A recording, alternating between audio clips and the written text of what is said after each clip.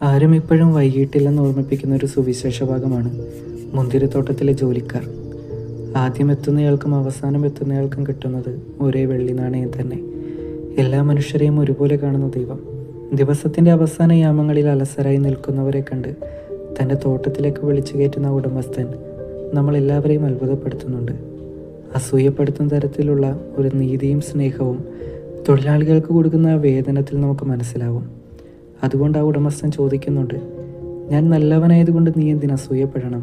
നിനക്ക് പറഞ്ഞിരുന്ന ആ തുക ഞാൻ തന്നില്ലയോ? എനിക്ക് ആവശ്യമുള്ളത് ദൈവം തരുന്നുവെന്നുള്ള തിരിച്ചറിവാണ് ഒരുവനെ ഭാഗ്യവാനാക്കുന്നത്. ഒരുപക്ഷെ ആ തിരിച്ചറിവുണ്ടായിരുന്നെങ്കിൽ മറ്റുള്ളവർക്ക് കിട്ടിയതിനെക്കുറിച്ച് നമ്മൾ ഒരിക്കലും അസൂയപ്പെടില്ലായിരുന്നു. വിലാപങ്ങളുടെ പുസ്തകം 3-ാം അധ്യായം 22-ാം വാക്യം. കർത്താവിൻ്റെ സ്നേഹം ഒരിക്കലും അസ്തമിക്കുന്നില്ല, അവിടുത്തെ കാരുണ്യം അവസാനിക്കുന്നില്ല. ദിവസത്തിൻ്റെ പല യാമങ്ങളിൽ വന്നവരെ ഒരുപോലെ കാത്തിരുന്ന് വിളിച്ചു കയറ്റിയ ദൈവത്തിൻ്റെ കരുണ ഈ സുവിശേഷത്തിൽ മുഴുവനായി നമുക്ക് കാണാൻ പറ്റുന്നുണ്ട്.